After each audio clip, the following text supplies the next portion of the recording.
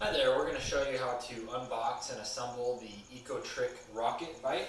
You want to get some cutters or scissors and cut the straps.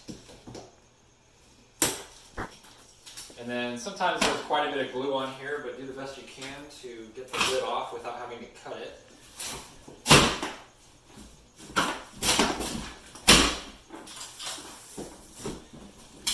And I usually find it easier to get as much foam out as possible before I take the bike out. So we're going to lift all the foam.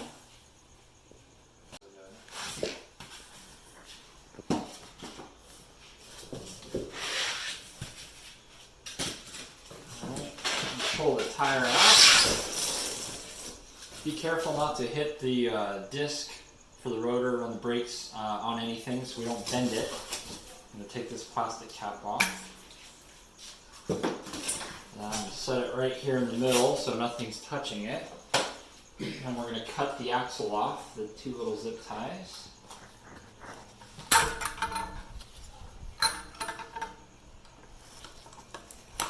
And set it aside.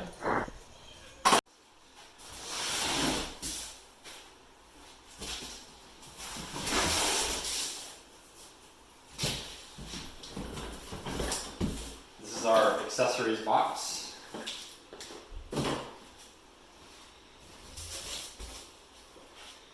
And then to make the bike lighter, while I'm pulling out, I usually take the battery out as well. The keys are always zip tied to the seat post lock. So I'm going to cut the zip tie. And they're both the same, so just use one of the keys to put into the battery. Turn the key to the forward position. Slide the battery right off. And set that aside as well. And then at this point, we can now lift the whole bike out. Turn the bars so your brake caliper is on the left side of the bike.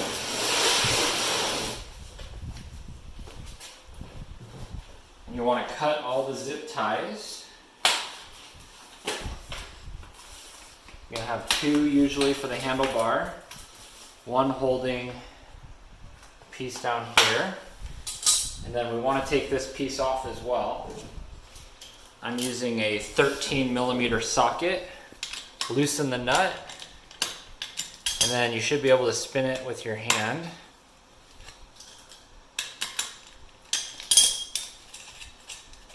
And once you loosen it, it should come right out just like that. And then now the bike will actually stand by itself. I'll pull the seat out, unwrap it. Occasionally, these black boots that go over the rear axle will fall off in shipment and be in the box. Make sure you check the box for any loose items. And you can unwrap the seat. Loosen the clamp here.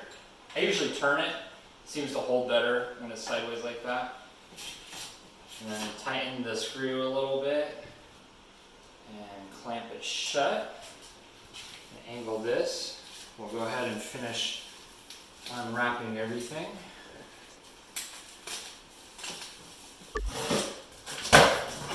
Alright, so we're going to open our accessory box.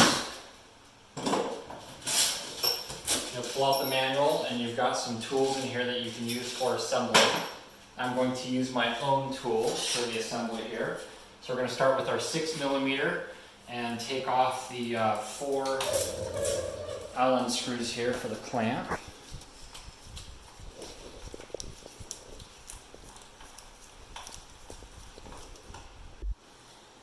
Alright, so we'll take the last one out here.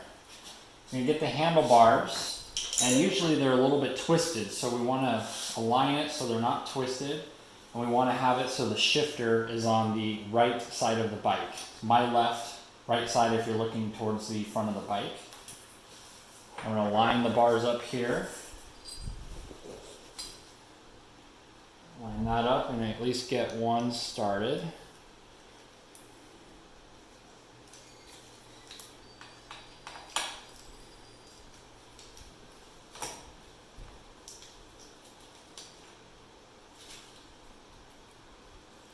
And then what we're going to do is put all 4 in, but don't tighten them all the way quite yet. Alright, so once these are a little snug but not too tight, so we can still adjust the bars later, we're going to go ahead and get our axle, take the cap off,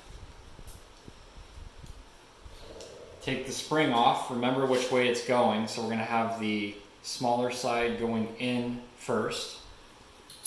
We can get our tire.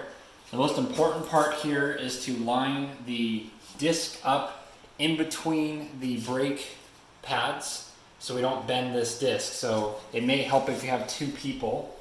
So you're just going to lift the front of the bike up and line the disc up between the pads, line the outside edge, and we drop right in. I hold the bike straight up and down so that way the tire is not uneven. Take your axle, slide it through, take the spring, and then the cap, and with your left hand hold the axle from spinning while we're screwing this cap on. And then we're going to go over here and you're going to clamp this, and you see it's a little loose, so I'm going to hold it again, tighten the cap more, try it again, still a little bit loose. You want it to be pretty snug, not impossible, but definitely a little tight.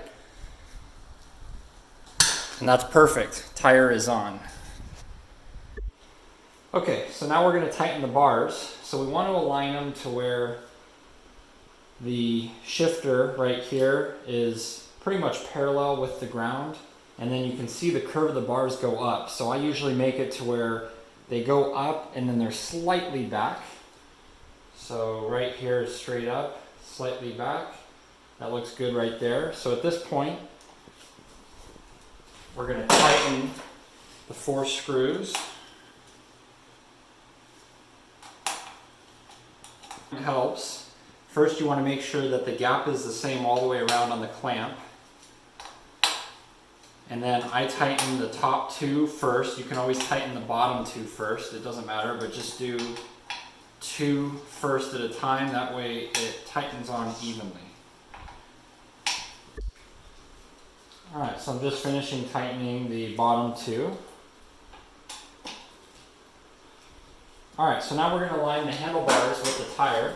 We're going to use our 5mm Allen, and we're going to start with the top screw here.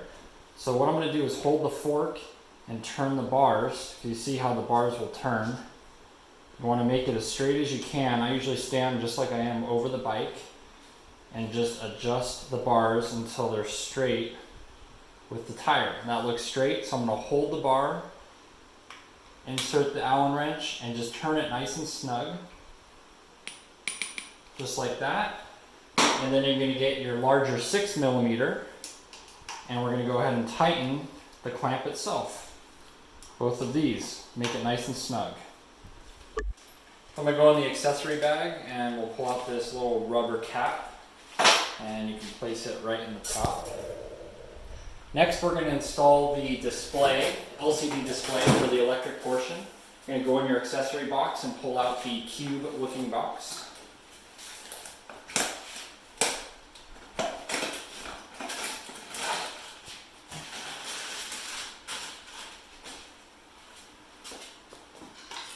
And we're going to use a 3mm Allen wrench. And first we're going to go ahead and remove these 2 Allen screws. Now that the screws are out, we're going to go ahead and install this on the bar. Hold all the wires out of the way, and you're going to pull it open and slide it onto the bar, one at a time. 1, 2. And now we're going to go ahead and re-screw in the screws with our 3mm. So you're going to tighten them until you feel it just starting to get a little tight. And then at that point, get it close to position, and you don't over tighten it, just to where it's getting a little bit snug. And you can always adjust it as well. You just want to make sure it can't rattle down while you're riding. Alright, so now we're going to go ahead and angle that down, and that's how it's going to sit while you're riding. We're going to take our 3mm. This is for the control. We're going to take off this screw here, the same Allen wrench. I usually start at the controller with my hand and pull the wire just to make sure it's not twisted. And then open this and slide it on. It's going to butt up against the brake.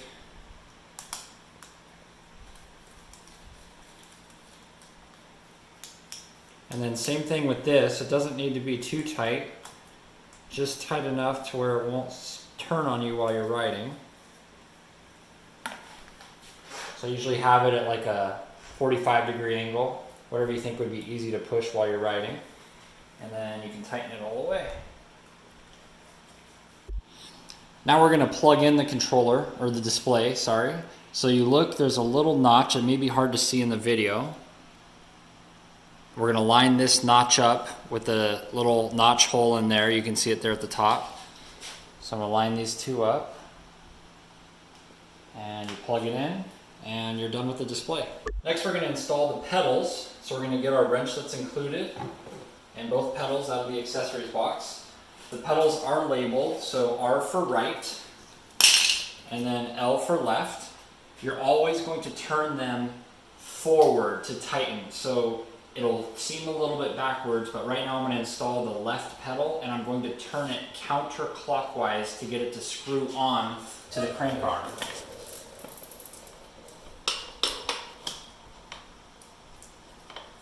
And then I usually put the wrench in to finish it off. So again, you're going to put it on counterclockwise. And then just give it a nice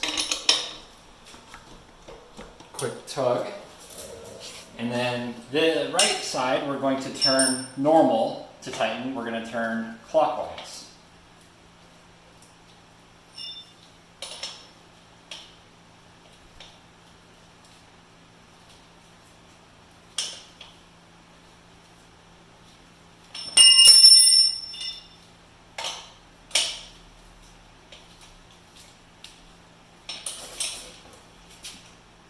And the pedals are on. Alright, so as you can see, I have a bike stand. Makes it a little bit easier. You definitely don't need a bike stand. You could put something underneath the bike, have someone hold it up while you're doing the tuning, whatever suits you best. So this bracket here is installed during shipping, so that way if the box gets banged, it won't bend the derailleur for the shifting. So I find that they're usually bent a little bit from the factory. So what we'll do is shift all the way down by pushing the plus sign up here. And I'm looking, and the derailleur screw is touching this, so I usually just take it off completely. Again, it's mainly for shipping. And if you ever lay the bike down for storage or traveling, always lay it on the left side so you don't bend this derailleur. And that's pretty common with any bicycle. Go ahead and tune the rear derailleur for the shifting. You don't need any tools for this. So as you can see, the shifter up here, you push the plus sign to go to a higher gear, and you press the lever to go to a lower gear. So I'm pressing the plus all the way and going to pedal. So we see it's in the lowest gear, which is meant for higher speed. And I'm going to press the top lever to number 6. You'll see the numbers on the top of the shifter. And you hear it's trying to shift, but it's not shifting. So you're going to go ahead and go to this black dial, and you're going to spin it counterclockwise to tighten the cable. So I'm going to turn it until it shifts. There we go, it just shifted. Now I'm going to shift it to 5. Shifted. 4, shifted. 3, shifted. 2, shifted. 1, perfect. I'm going to go through all the gears one more time just to make sure. And just take note that as you're riding, this cable will stretch out. So if it stops shifting nicely, you'll have to do this again. So it seems like it takes a little bit to shift, so I'm going to tighten it just a little bit more as it will stretch. There we go. All right, our rear derailleur is tuned. Okay, next we're going to go ahead and tune the front brake. Usually they do require some tuning. It's definitely okay for the brake to be rubbing on the disc, but we want to try to eliminate the rubbing as much as possible while maintaining the brake working fine. So when spinning the wheel, we see it is rubbing quite a bit. What I usually do, and you don't have to do this, I like to realign the caliper with the disc because I find every time you put a front tire on, it's always misaligned a little bit. So I'm going to get my 5mm and we're going to go to these 2 screws on the brake caliper. And again, this is optional. You do not have to do this. In fact, you could ride the bike the way it is right now. I just like the brakes to be as smooth as possible. So I'm going to loosen these 2 screws just a little bit. And we can see the whole thing moves around now. I'm going to go ahead and lift the actuator, making the brake squeeze together. And while holding that, I'm going to tighten the screw. What this is doing is aligning the pads with the disc. And then give it one last little pull.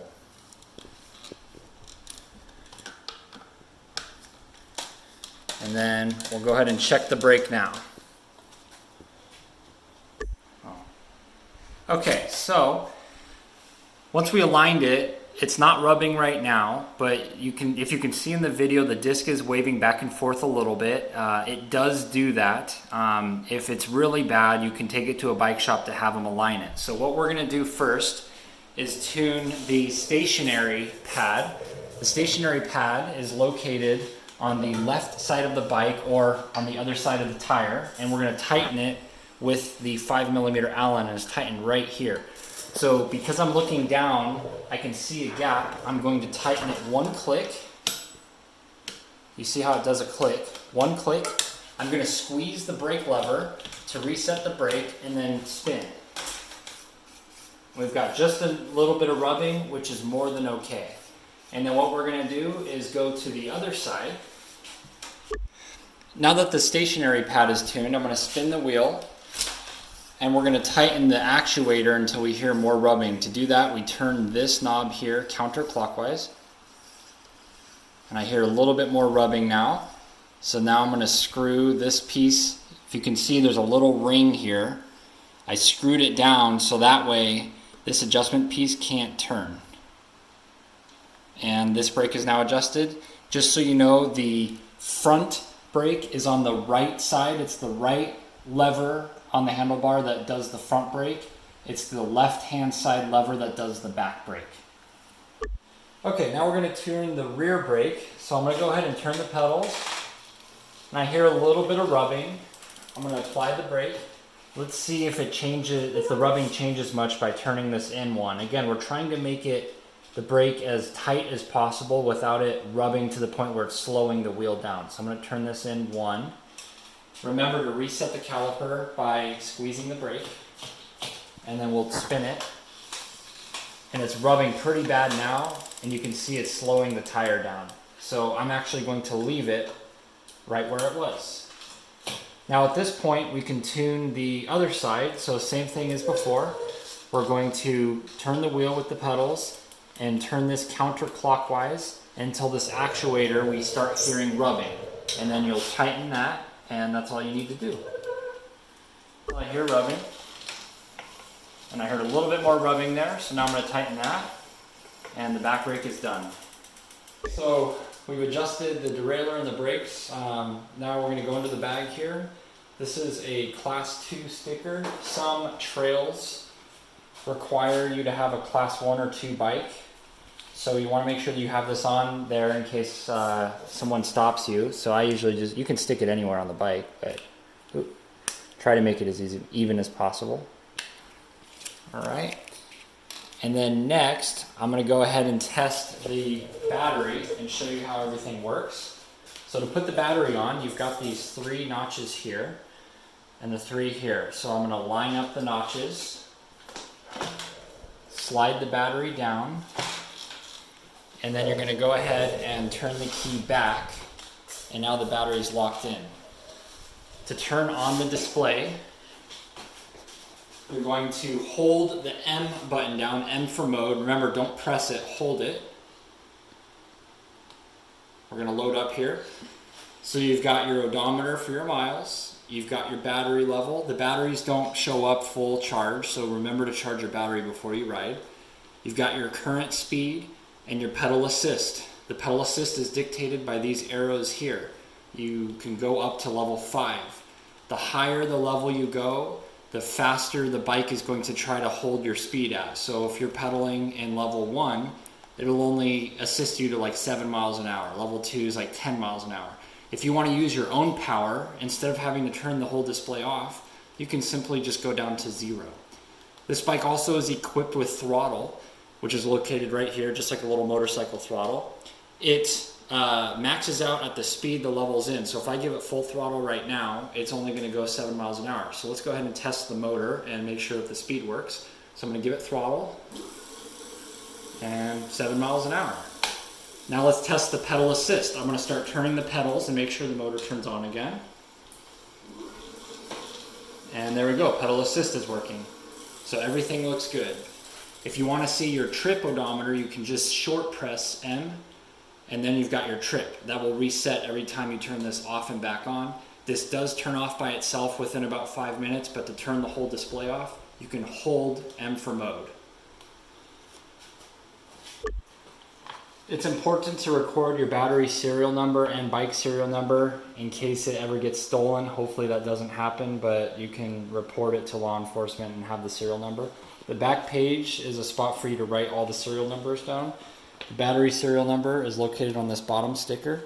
The bike serial number is, it's hard to see, but it's on the left side of the crank, kind of underneath.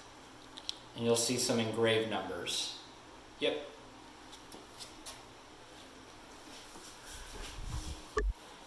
Okay, got the bike back on the ground. We're going to go ahead and install your front fender, or not front fender, front reflector.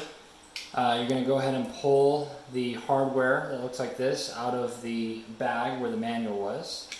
And you're going to need a Phillips screwdriver or a flathead screwdriver. Loosen the screw and then angle it so it's going up. You can always adjust that later. Alright, so we're going to go ahead and take one of the washers off. Face it forward, slide the bolt through, go through the hole here, and then you're going to put the washer on first,